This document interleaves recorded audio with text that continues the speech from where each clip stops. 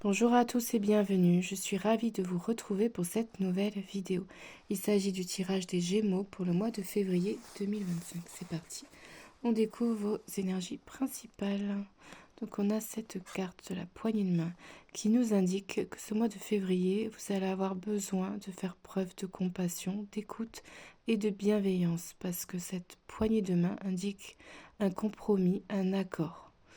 Donc avec cette carte, cela symbolise évidemment des échanges, mais surtout de l'écoute, de la bienveillance et surtout le fait de comprendre l'autre. C'est être important de prendre du recul si jamais il y a des conflits pour pouvoir justement passer cet accord. Ça va être important.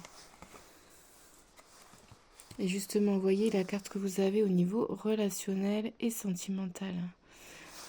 Donc c'est pour ça que je vous parlais de conflit. Si jamais il y avait conflit, et là on voit bien que ça va être peut-être un peu compliqué au niveau relationnel, d'où l'importance de cette poignée de main et d'essayer vraiment de libérer les choses qui ne vont pas et peut-être parfois de pardonner parce que des fois on reste bloqué dans des situations, dans des relations et au final il faut d'abord passer par l'étape du pardon, donc c'est pas forcément facile, mais parfois c'est vraiment nécessaire pour débloquer la relation.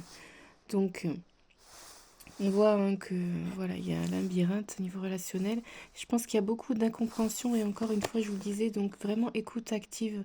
Il faut que la personne en face et vous-même écoutez vraiment dans la bienveillance en prenant du recul parce que sinon ça peut générer des conflits, des tensions et surtout des incompréhensions. Mais il y a quand même la rose qui est là, donc c'est temporaire, pas de panique. Et surtout si vous arrivez à trouver un terrain d'entente, ça ira dans tous les cas.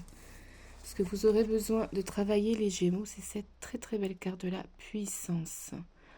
Je suis un être radieux, glorieux et puissant. Et oui, on vous rappelle ici votre pouvoir créateur. On est tous créateurs de nos vies.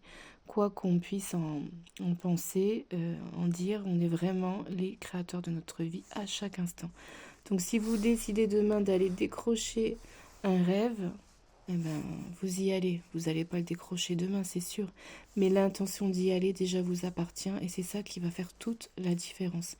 Donc on vous rappelle que vous pouvez vraiment atteindre vos buts en vous reconnectant à cette énergie de puissance qui est en vous. Et voyez, il y a plusieurs étoiles, donc il y a plusieurs objectifs, plusieurs rêves. Ne vous limitez pas.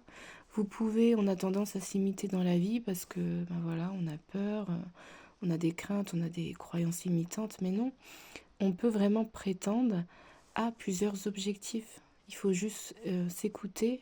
L'appel de notre âme, c'est pas facile, mais une fois qu'on l'entend, et ben voilà, il n'y a plus qu'à, comme on dit, on va de l'avant. Alors je sais, il y a les blocages matériels, financiers, tout ça est vraiment... on est dans la 3D, donc forcément qu'il y a des blocages qui sont physiques, mais on peut quand même prétendre à ce que l'on souhaite. Si déjà ça vibre pour nous, si ça fait partie de notre chemin, ça arrivera vers nous.